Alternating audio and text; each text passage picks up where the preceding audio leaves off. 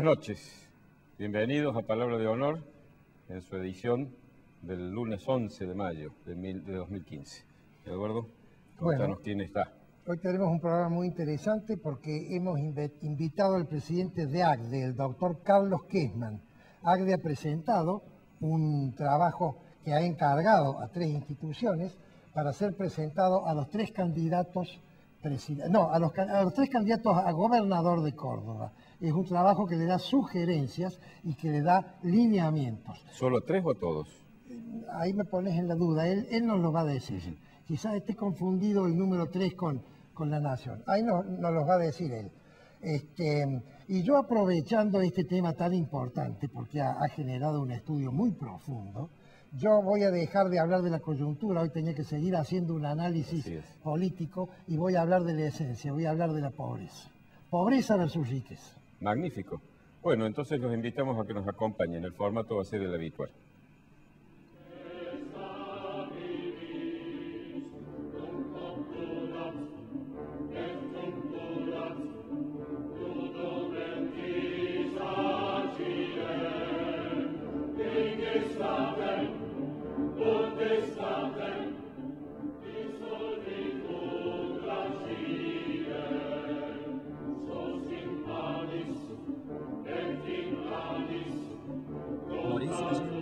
Ibáñez Padilla, Administración de Propiedades y Consorcios, Claridad y Confiabilidad. Moretti Allende, Ibáñez Padilla.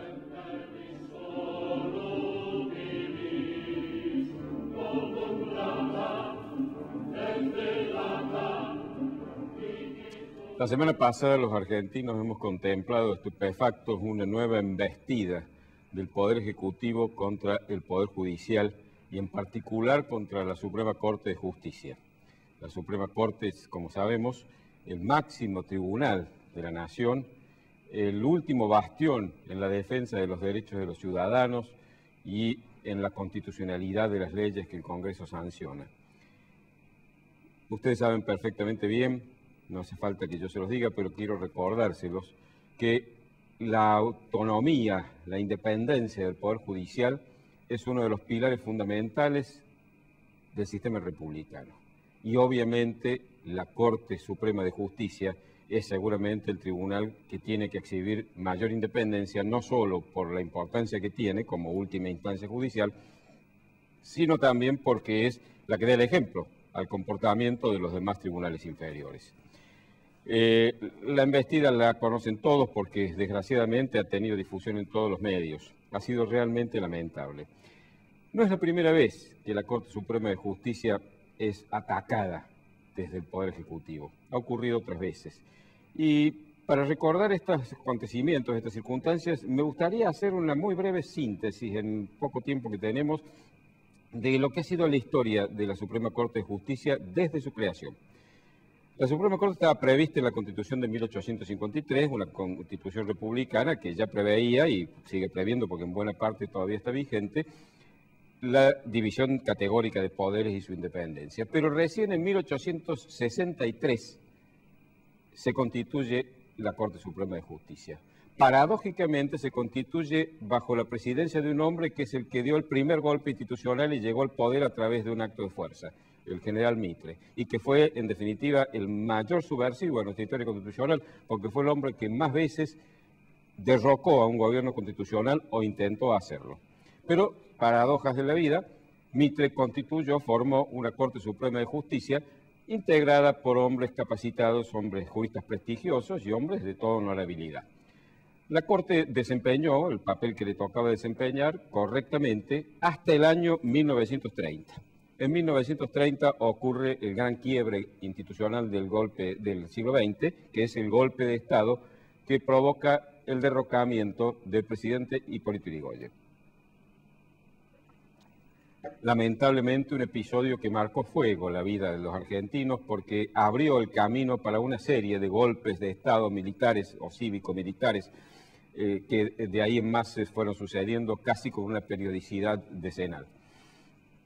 Pero lo más grave de todo esto, y en lo que concierne a la Corte Suprema de Justicia, es que esta institución que se había mantenido independiente y había sido una defensora del orden institucional, 6 días después, o 4 días después, perdón, del golpe del 6 de septiembre de 1930, a través de una acordada convalidó la ruptura del orden institucional.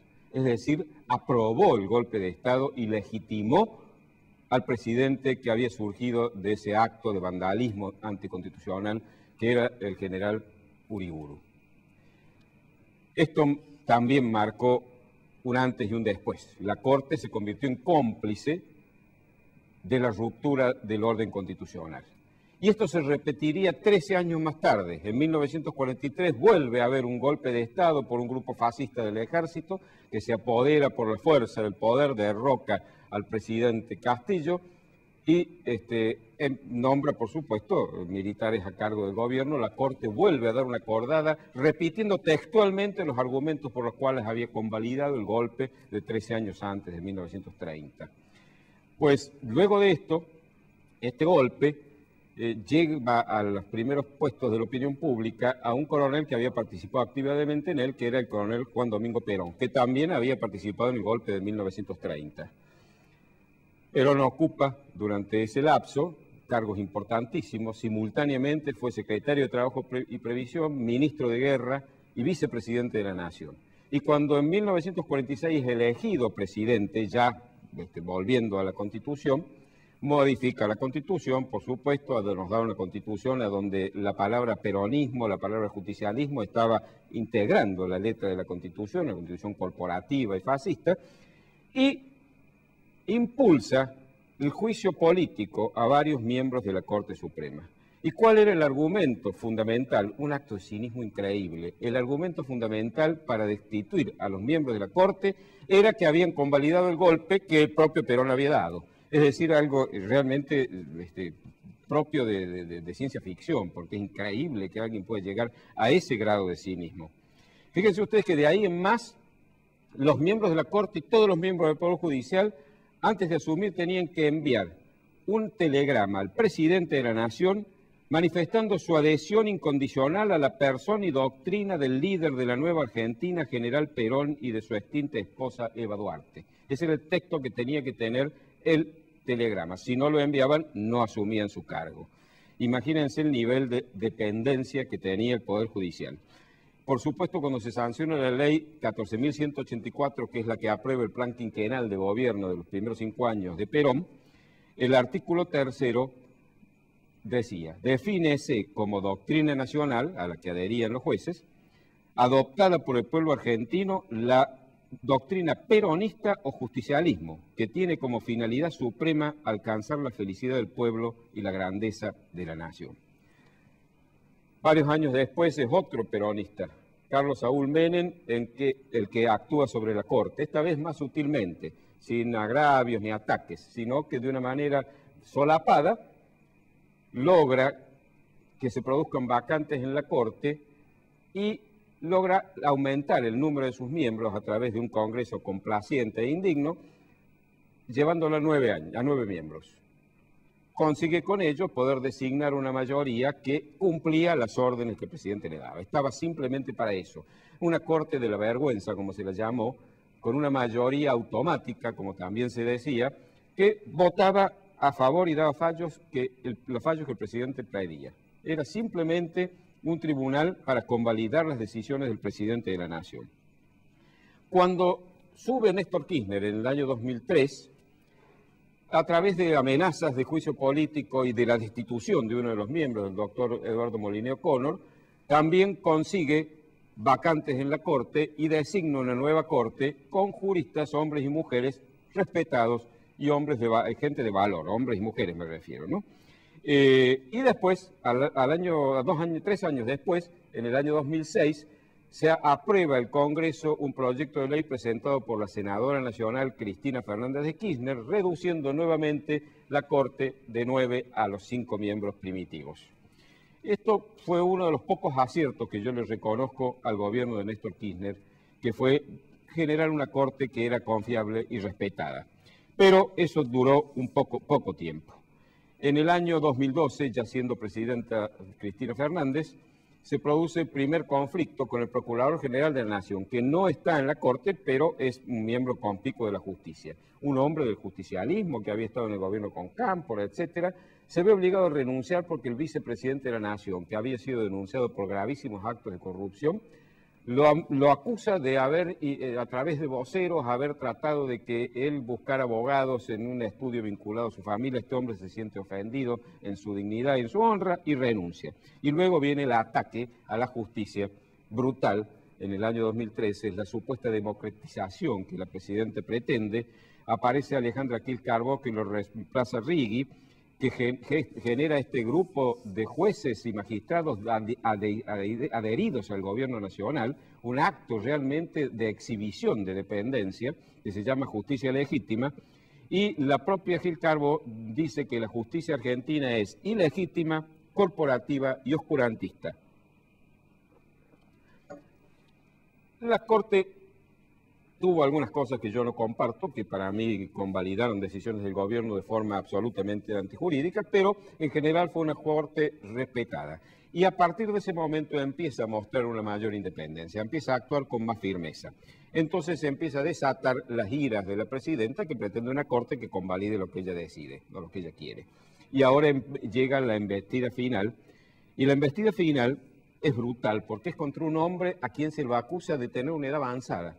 Un hombre que está lúcido, dicta fallos razonables y jurídicamente válidos, un prestigioso jurista, un hombre de una carrera judicial realmente notable, es atacado sin piedad, su honra es arrastrada llamándole vejestorio, lo llega a llamar momia Eve de Bonafine, esa vocera de groserías que tiene el gobierno para atacar a los demás.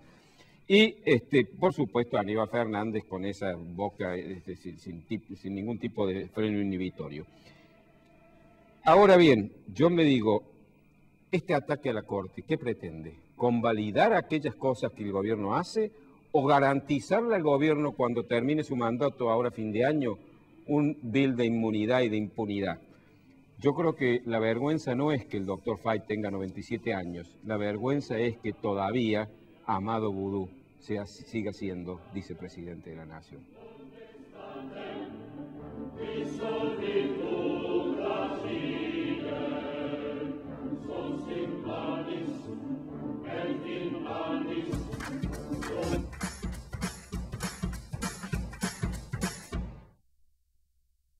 Morecia Allende y Ibáñez Padilla, Administración de Propiedades y Consorcios, Claridad y Confiabilidad. Morecia Allende y Ibáñez Padilla. Centro Tomografía Computada Córdoba Sociedad Anónima. Instituto Ulton, líder en diagnóstico por imágenes. Primer instituto de cirugía ambulatoria mínimamente invasiva del interior del país. Avenida Vélez Arfiel 562, Córdoba, Argentina. Teléfono 0351 426 7700.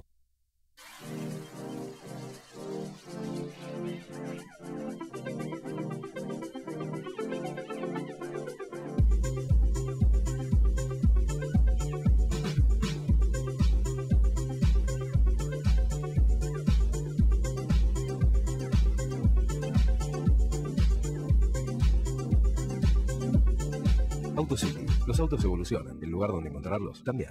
Maluf y Asociados, Desarrollos Inmobiliarios Integrales, 40 años, desarrollando emprendimientos de calidad. Obispo Salguero, 775, Planta Baja, Nueva Córdoba. Teléfono 0351 460 2381.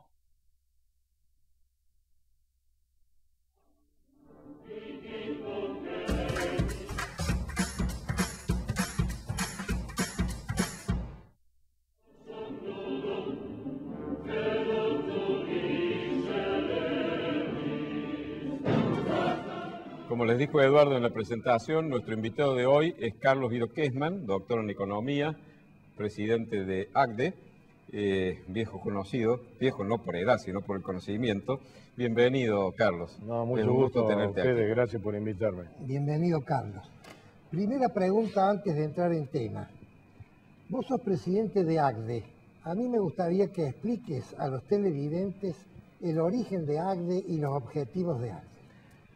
Bueno, la Asociación Cristiana de Dirigentes de Empresa aglutina a empresarios cristianos, pero también en general, que tienen como objetivo potenciar los valores del empresario como transformador de la producción y de la organización de las empresas para dar empleo, yo diría, en un ambiente competitivo, pero ético. O sea que AGDE tiene la misión de divulgar entre los empresarios sobre todo los principios de la doctrina social de la Iglesia en lo que hace a la actividad productiva.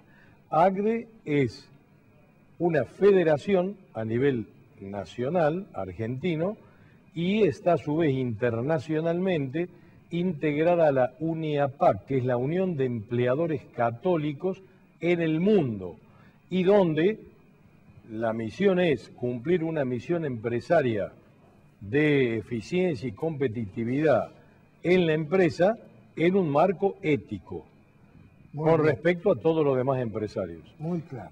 Bueno, la noticia que ha hecho conocer AGDE en los últimos días ha sido la redacción y la publicación de un documento que ha presentado a los candidatos a gobernador de la provincia. Nos gustaría que nos contaras un poco de qué se trata. Bueno, efectivamente, acá lo que ocurre es que este tema comienza en el año 2013, que fue el año de los saqueos, año donde la Argentina estaba en un ambiente muy conflictivo, y entonces la Asociación Cristiana de Dirigentes de Empresas a nivel nacional y AGDE en Córdoba, dentro del marco de la pastoral empresaria del Arzobispado de Córdoba, promueven el diálogo y el consenso para el bien común, en este caso de AGDE, a nivel de los empresarios. Entonces se hace una reunión de 16 entidades de cúpula empresarias de Córdoba con el señor arzobispo, y ahí se toma el compromiso de que en el año 2014 se presentara a la sociedad un documento que insistiera en las líneas estratégicas de largo plazo para un desarrollo con justicia social en la provincia de Córdoba. AGDE Córdoba hace un acuerdo con el Instituto de Economía de la Bolsa de Comercio, con el IRAL de la Fundación Mediterránea y con el Instituto de Economía y Finanzas de la Facultad de Ciencias Económicas de Córdoba. Esos tres institutos en el 2014, el año pasado, en octubre, presentan a las entidades de cúpulas empresarias 3 documentos estratégicos que ahí se decide que AGDE, con el Consejo Profesional de Ciencias Económicas de Córdoba, preparara un documento síntesis para presentar este año. De ahí viene la reunión del lunes 27 de abril en la sede de OS de Córdoba a los candidatos políticos de la provincia como propuestas, líneas de acción de largo plazo, con la intención de que cualquiera fuere el que ganara las elecciones en Córdoba tuviera como propuesta esta línea estratégica apoyada por las 16 entidades empresarias presentadas por AGDE y en el marco de la pastoral empresaria del Arzobispo de Córdoba. Carlos, nos gustaría, tenemos poco tiempo, así que tenemos que usarlo bien. Este tema es un tema profundo. Que nos des 2 o 3 puntos esenciales y la explicación básica de cada uno de ellos. Bueno, yo diría que estos 3 trabajos estratégicos tienen como 4 pilares fundamentales, ¿no? Primero, todo el análisis parte de reconocer la pobreza y la injusticia que da lugar a la actividad económica en la medida en que una proporción importante de nuestros hermanos argentinos se ve enfrentado a no vivir en una situación material aceptable. Eso es lo que se llama la pobreza a nivel nacional. El gobierno ha dejado de medirla en diciembre del 2013. La Universidad Católica Argentina la estima para el 2015 a la pobreza nacional en el orden del 27%. O sea, ¿podrías definir qué es pobreza en términos de este estudio? Bueno, en términos de este estudio se sigue la definición general, diríamos, de las direcciones de estadística, en el sentido que se define una canasta básica de bienes y servicios y se la compara, según lo que esa canasta cuesta acceder, con el salario promedio de las familias. Las familias que están por debajo de ese nivel mínimo se consideran pobres, ¿no? Entonces, este sería el principal desafío que en Córdoba, para fines del 2013, los institutos estiman que la pobreza estaría en el orden del 24%, o sea, entre 800.000 y 1 millón de personas en la provincia, y se proponen 4 campos para superar la pobreza, y acá hay un acuerdo generalizado, en base al trabajo, no al clientelismo. Entonces, esos 4 pilares son la calidad educativa, segundo, la competitividad sistémica de la provincia respecto a las 24 provincias, tercero, una sustentabilidad de largo plazo de las finanzas provinciales y finalmente los requisitos para la gobernabilidad en el largo plazo de la provincia. Esos son los 4 campos de propuestas que tienen estos documentos preparados por los institutos. Creo que los 4 puntos se explican por sí solos, pero el último me gustaría que vos nos dijeras cómo se entiende la gobernabilidad que ustedes plantean que debe. Bueno, yo diría que la gobernabilidad, si bien está planteada a nivel provincial, está vinculada a tu editorial de hoy, digamos, a tu primera parte del programa, porque la gobernabilidad marca la necesidad de la independencia de la justicia y marca la necesidad de profundizar a nivel provincial todos los avances que a nivel nacional se pueden haber hecho por vía del Consejo de la Magistratura y se llama la atención sobre la eficiencia de la justicia. En ese campo hay una cuestión grave, digamos. ¿Por qué? Porque en la competitividad sistémica, cuando se ve el factor gobierno, Córdoba ocupa un lugar 19 sobre 24 provincias y dentro de gobierno la provincia tiene un buen desempeño en gasto, ingreso y equilibrio fiscal de largo, pero está muy mal posicionada respecto al resto de la Argentina en cuanto a la seguridad ciudadana y a la eficiencia de la justicia. Me alegra esa respuesta porque, y la pregunta iba a lo siguiente, hay un concepto, a mi juicio, distorsionado de gobernabilidad que el populismo suele usar, la identifica con la posibilidad de que el Ejecutivo pueda obtener la sanción de las leyes que pretende. Es decir, cuando subordina a los otros poderes es gobernable. Y eso realmente es un concepto perverso que está en las antípodas de lo que vos acabas de señalar. No, ese sería un punto crítico, porque en la competitividad sistémica Córdoba ocupa el lugar 8º, no está en los primeros puestos, tiene muchas tareas por hacer. En materia de empresa, la provincia de Córdoba está en el lugar 7º, pero con muy mal posicionamiento en la calidad de las empresas, no en la cantidad, donde está muy bien posicionada, y tiene lugar 19 sobre 24 en el factor gobierno, que es el que acabamos de analizar. Tenemos que ir a un corte, pero antes una pequeña observación. Para vos no es estigmatizante hablar de la pobreza, entonces. No, estigmatizante no, porque creo que es muy importante reconocer esa manifestación del mal funcionamiento de la política económica y comprometerse, y eso es lo que en definitiva hacen la propuesta que ACDE lanza a los políticos, a superarla con trabajo. Bien.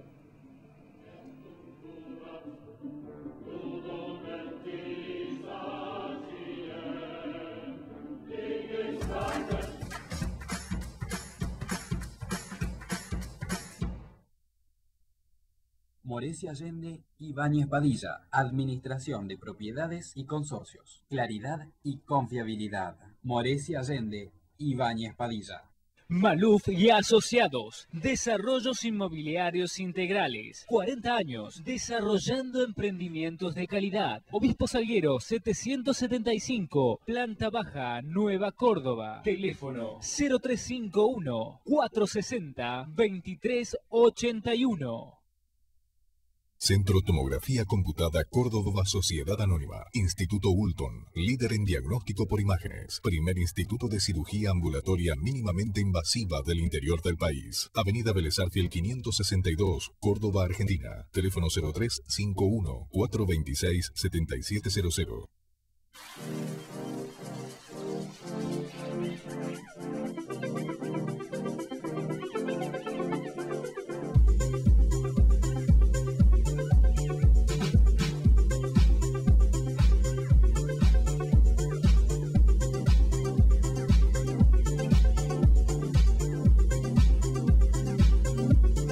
AutoCity. Los autos evolucionan. El lugar donde encontrarlos también.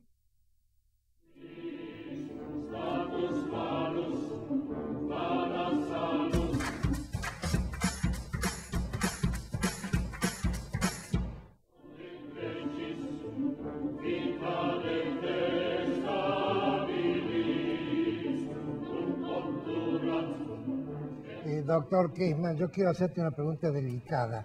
El tema de la pobreza obviamente es uno de los temas fundamentales, ¿cierto?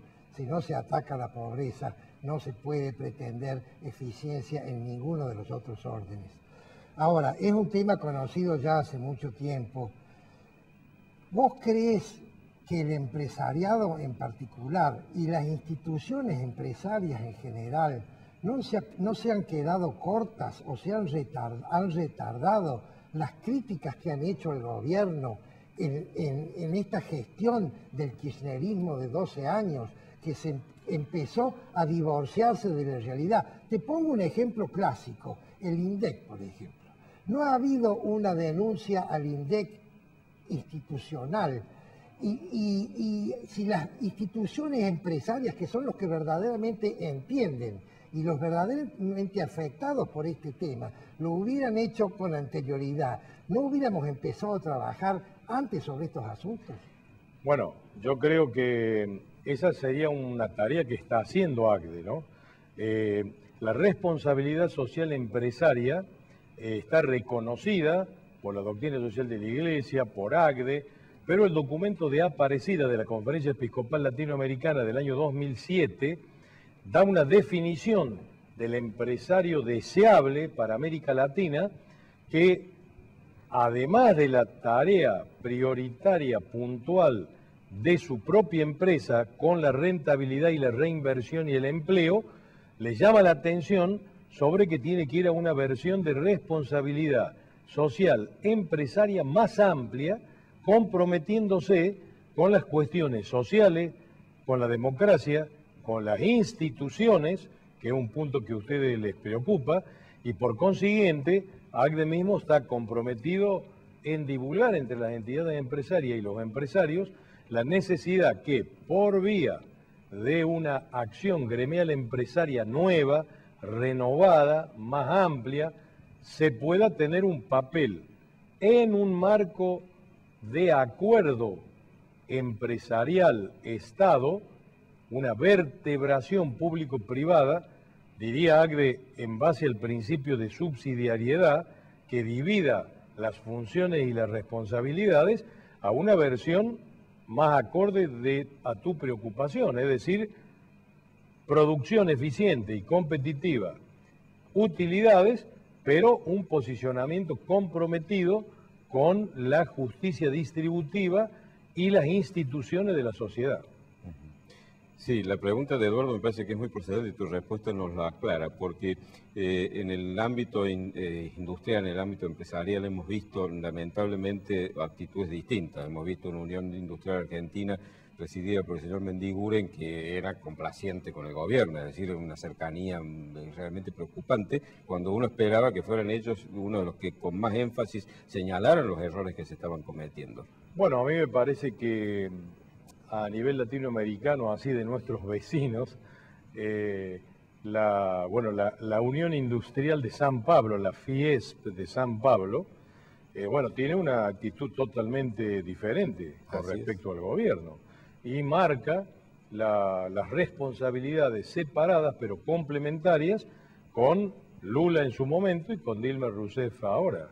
Lógicamente que el hecho de que el empresario no tenga una actitud independiente que resguarde su actividad productiva, lo ha llevado en definitiva a un condicionamiento de un punto clave que es la propiedad privada de los medios de producción.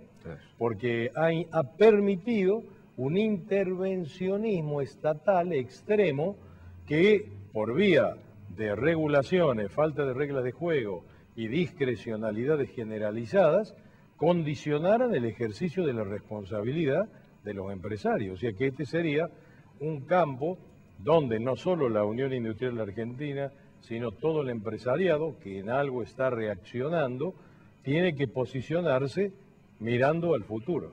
Muy interesante lo que decís, Carlos. El empresario y las cámaras no tienen que actuar porque corresponde que lo deben hacer, sino por conveniencia personal. Nada es mejor para un empresario que un país con una estabilidad económica, sin inflación y con un país con seguridad jurídica. En vez de buscar el acercamiento al gobierno de turno, buscar el funcionamiento de las instituciones. Bueno, yo creo que el funcionamiento de las instituciones es lo que en definitiva va a permitir una vertebración público-privada de largo plazo, donde se respete el principio de subsidiariedad en el sentido de que el Estado no sustituya al empresario en las tareas naturales de la apropiación de los medios de producción, por un lado, pero simultáneamente hay un acuerdo y una vertebración en función del bien común, que es lo que tiene que regular en el largo plazo, bueno, estamos hablando de la pobreza, la justicia distributiva de la explotación de los recursos. ¿Cuál ha sido la receptividad que han tenido en los candidatos a gobernador? Bueno, esa ha sido una pregunta reiterada, inclusive en el sentido de, bueno, los políticos se comprometieron. Yo diría, ese no fue el objetivo de la reunión. El objetivo de la reunión básicamente era 16 entidades de cúpula, con ACDE y con la presencia del arzobispo de Córdoba, presentaron el 27 de abril a la sociedad y en particular a los candidatos a gobernador de la provincia de Córdoba y a los dirigentes políticos en general, porque estuvieron invitados todos los legisladores nacionales y todos los bloques políticos de la provincia, propuestas estratégicas de largo plazo. Como dice nuestro arzobispo de Córdoba, Monseñor Ñáñez, no podemos continuar con una sociedad que no sabe a dónde va.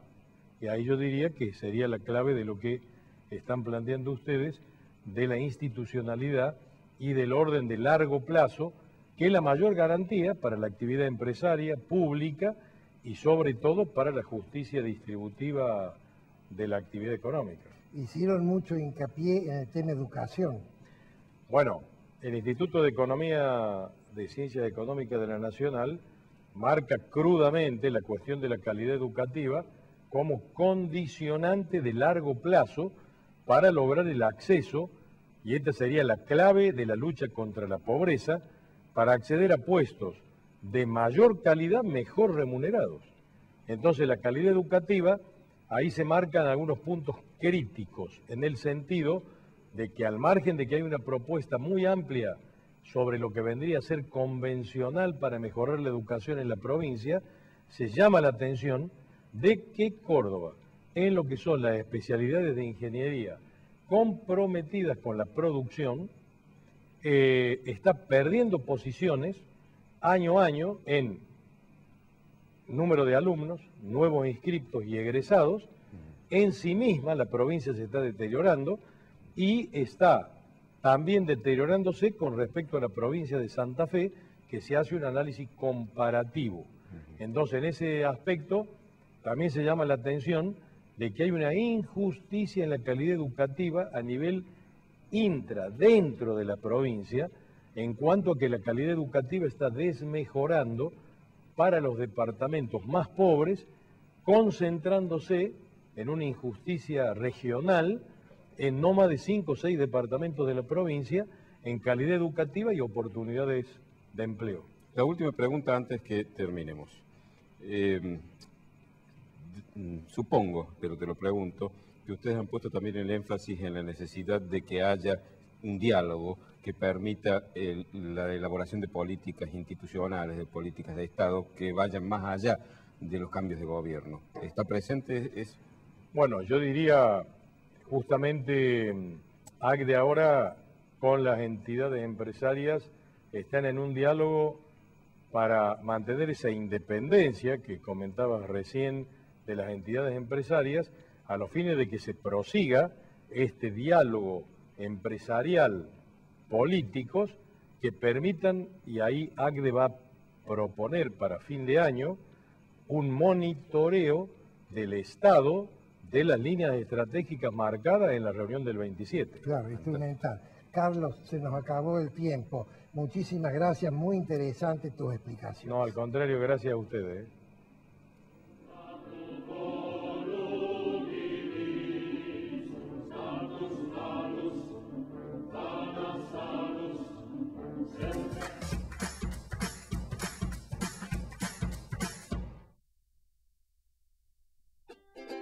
Ahora comprar tu auto es una experiencia única. Llegó AutoCity, un nuevo espacio con 0 kilómetros, usados, pista de prueba y área de servicios. AutoCity, los autos evolucionan. El lugar donde encontrarlos también.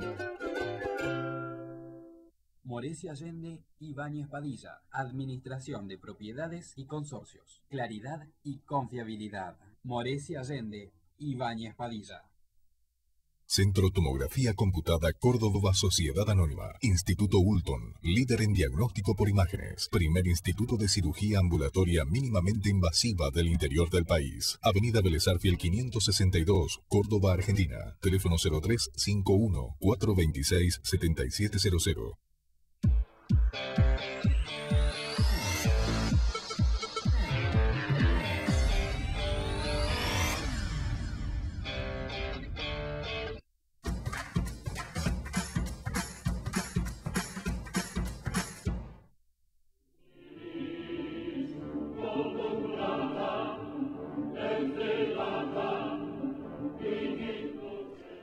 ¿Hay riqueza porque hay pobreza? Es decir, ¿existen personas que tienen más bienes de la media promedio porque otros tienen menos? ¿Hay pobreza porque hay riqueza? ¿Existe gente que tiene menos porque otras le quitan lo que correspondan? Estas preguntas normalmente tendrían que tener dos respuestas. Yo digo que tiene una sola. ¿Saben cuál es? Depende. Depende del universo que estamos estudiando. En un universo cerrado donde no hay tráfico de variables, entonces ocurre lo que se llama una situación de economía de subsistencia. La gente trabaja para vivir, para comer y vivir. En esa economía se puede representar, ya lo hemos dicho en otras ocasiones, por un gráfico de la torta, donde yo tengo una tajada. Y para agrandar mi tajada, la única alternativa que tengo, porque no hay tráfico de ninguna variable con otros universos, es quitarle un poco de la tajada del que está al lado mío. Esa situación entonces hace que el rico sea más rico, haciendo que el pobre sea más pobre. Es la mayor parte de la historia de la humanidad. Habían dos factores de producción en esas épocas, la tierra y la mano de obra. La fuerza de trabajo esclava, la fuerza de trabajo después de los siervos y la fuerza de trabajo de gente muy mal remunerada. Cuando se cambió la situación después de la revolución industrial, porque aparece el incremento de competitividad, que todo el mundo cree que lo da la máquina, y ese incremento no lo trae la máquina, sino que lo trae el motor. La máquina existía desde la antigüedad.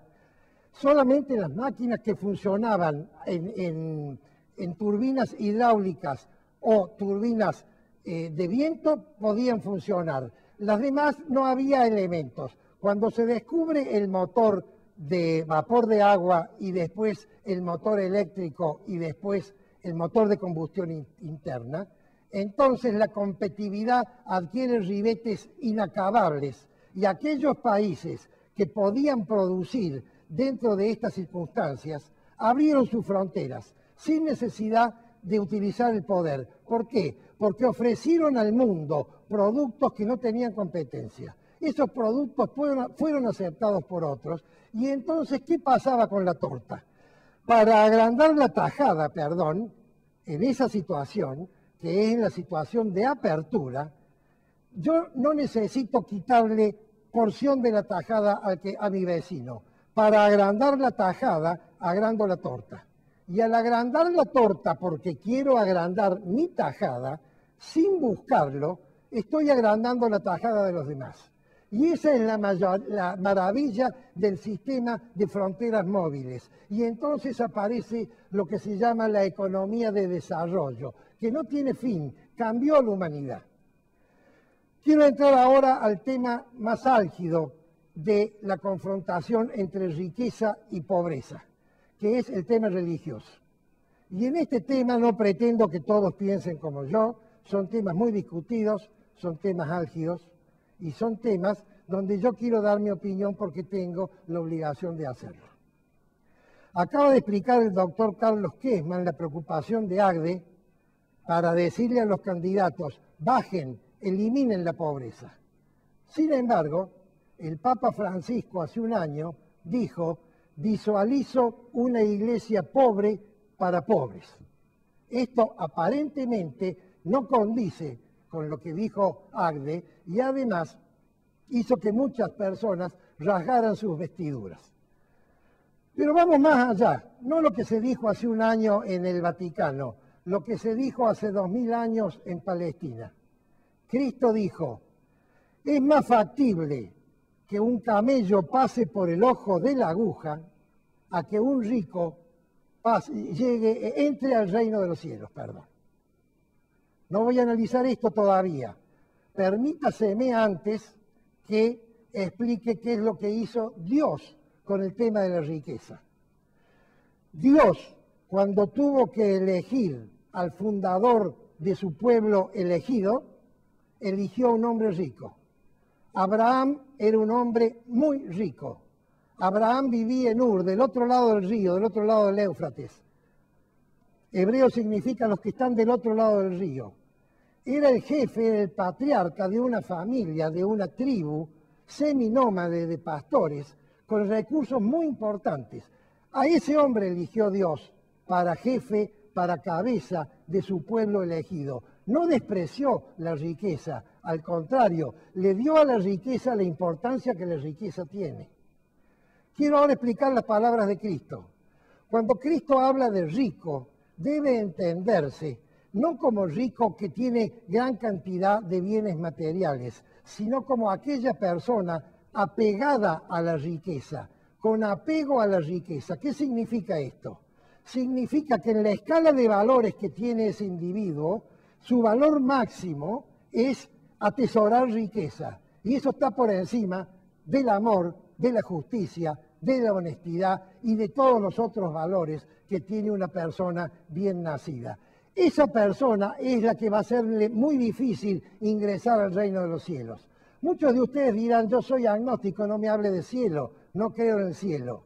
Cambie la palabra cielo por la palabra felicidad, o cambie la palabra cielo por la palabra realización personal.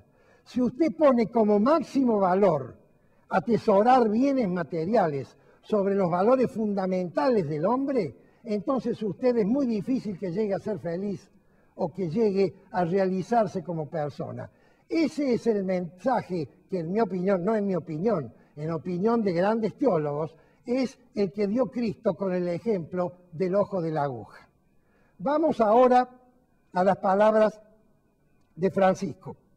Francisco dice, quiero una iglesia pobre, en los mismos términos que Cristo con la riqueza. Por pobre, él habla de desapegado. La Iglesia Católica es una institución riquísima, tiene patrimonios por todo el mundo, y fundamentalmente en el Vaticano. Tiene riquezas extraordinarias, artísticas e inmobiliarias. Tiene un banco propio, enormes. Él habla, quiere una iglesia desapegada de los bienes materiales.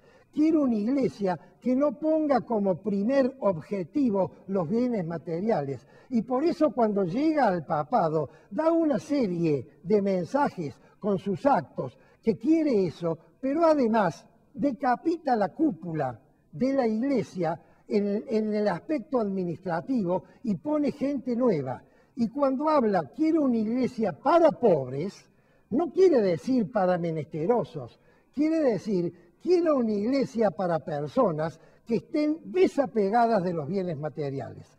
Tenemos que interpretar entonces esa opinión, esa forma de pensar, ese estilo de comunicación, tanto de Cristo como el Papa, para volver nuevamente a nuestra lucha incansable para acabar con la pobreza. Porque no puede haber, ni tiene sentido, que haya en un país planes para progresar en distintos órdenes a nivel social y a nivel político si hay pobreza, como explicaba Carlos Kessmann, un grupo de gente que no gana lo suficiente para poder satisfacer sus necesidades básicas. Y entonces no digamos lo que dice nuestro ministro de Economía. Yo no mido la pobreza porque eso es estigmatizante. Midamos la pobreza para solucionar la pobreza y entonces poder tener un país donde todo el mundo pueda disfrutar de lo que realmente le corresponde. Es palabra de honor.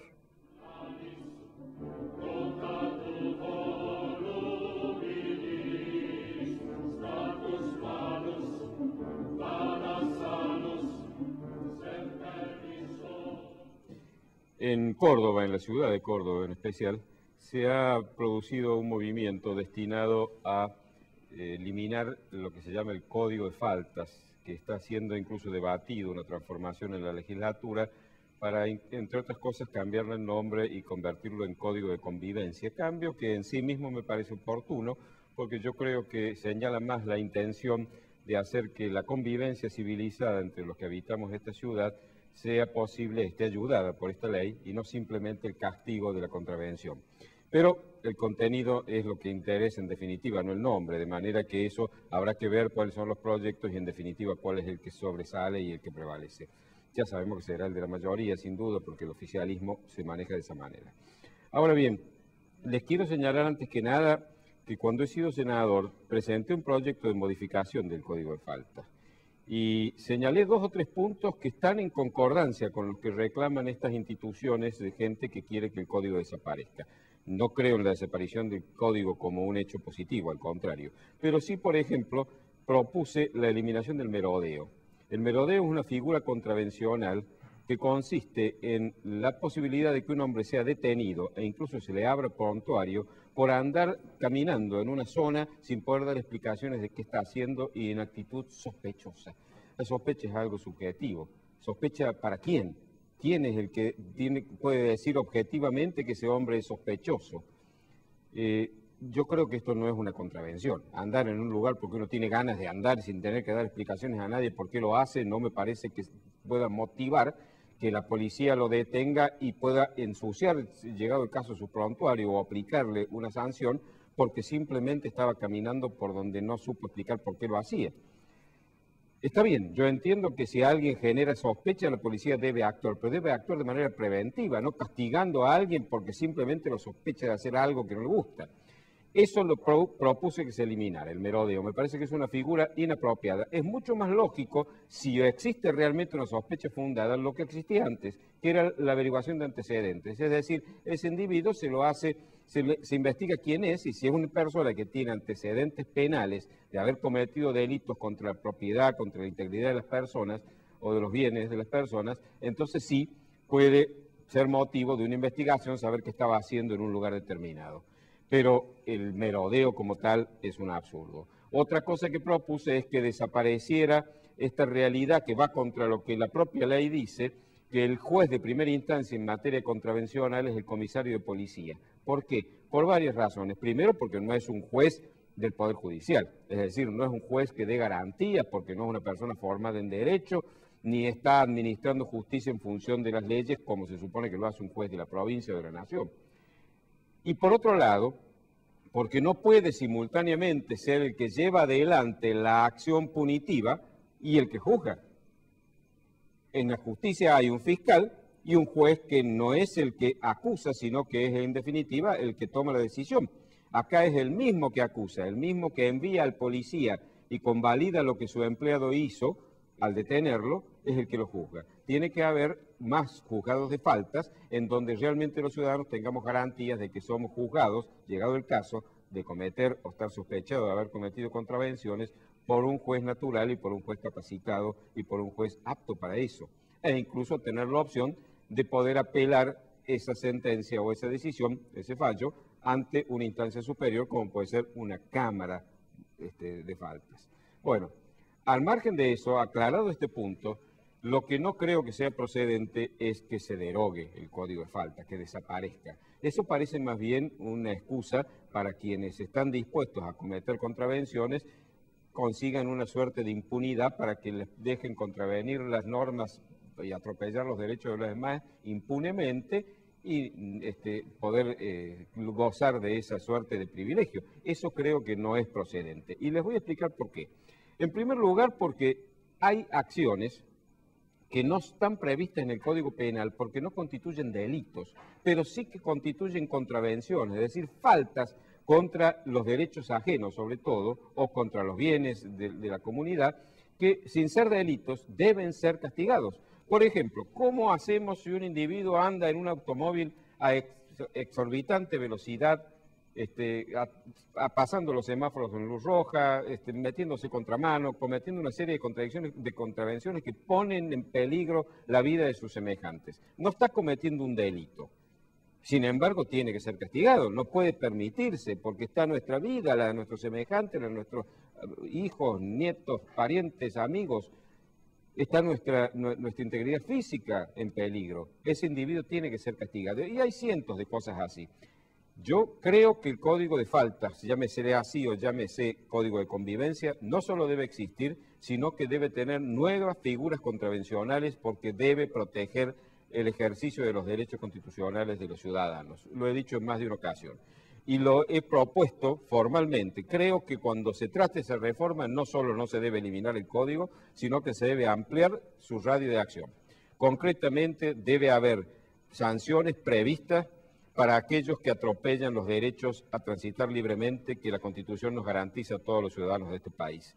Un individuo, estos mismos que defienden la eliminación del código y quieren que haya impunidad para los contraventores, están haciendo su reclamo, atacando e impidiendo el ejercicio del derecho constitucional de transitar libremente de todos los demás, cortando calles, incluso alterando el orden, explotando, detonando explosivos, gritando a voz en cuello, es decir, haciendo una serie de cosas que molesta y perjudica el derecho de vivir tranquilo que tenemos los demás. Es una paradoja. Déjenme en libertad, no me castiguen por contravenir normas y para exigirlo contravengo las normas. Yo creo que al contrario, debe incluirse una sanción a todos esos procedimientos. Tenemos que aplicar aquel principio que es el que rige, el principio rector de la convivencia pacífica en un Estado republicano donde los derechos se son realmente ejercidos y son garantidos. El derecho de uno termina donde empieza el derecho de los demás. Y si la palabra represión les molesta tanto, les voy a recordar que represión, y para ellos es salir a pegar palos a la policía, no es solo eso. Eso es una forma salvaje de represión, y esa sí es una represión que no debe existir. Reprimir significa castigar a aquel que comete un acto indebido. Y la palabra represión y el verbo reprimir es el que más presente está en el Código Penal y en el Código de Falta, porque hay que reprimir la corrupción, hay que reprimir el delito, hay que reprimir el ataque a los demás, hay que reprimir el atropello a los derechos de los ciudadanos. Es indispensable que se siga reprimiendo el delito y la falta. Y el Código de Faltas o Código de Convivencia es precisamente el instrumento legal que nos permite mantener el orden y garantizar nuestros derechos.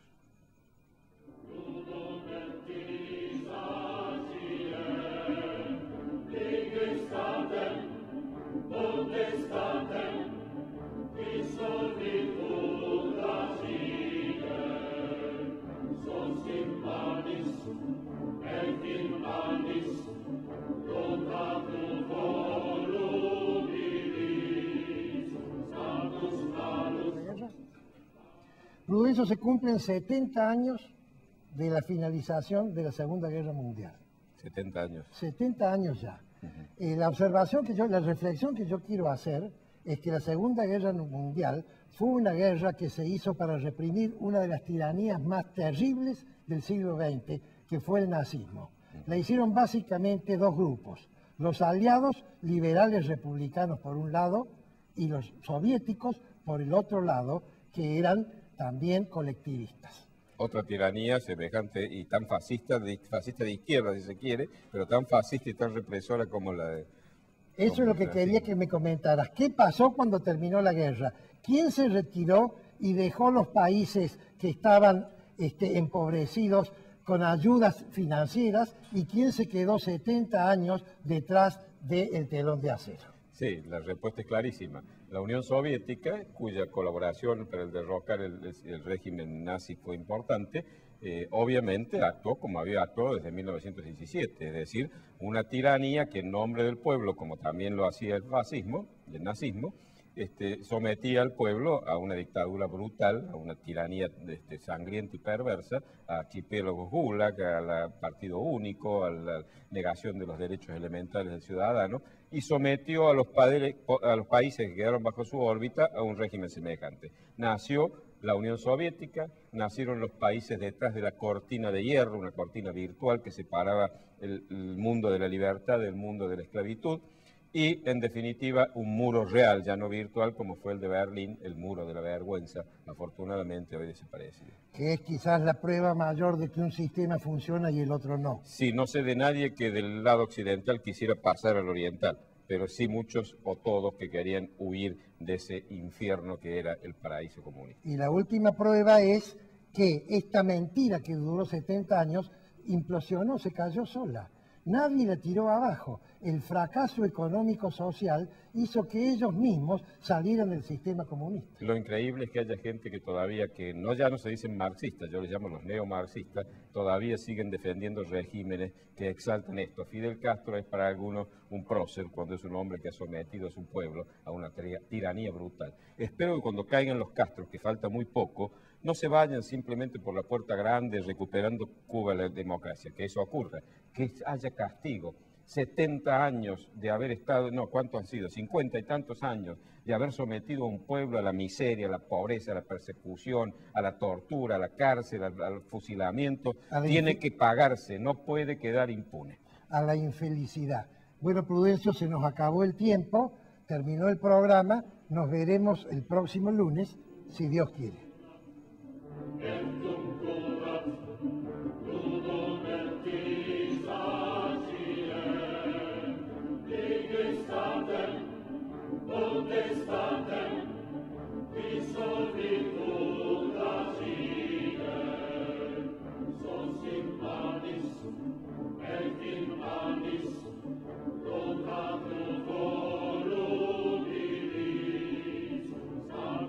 Morecia Allende, Ibáñez Padilla, Administración de Propiedades y Consorcios, Claridad y Confiabilidad.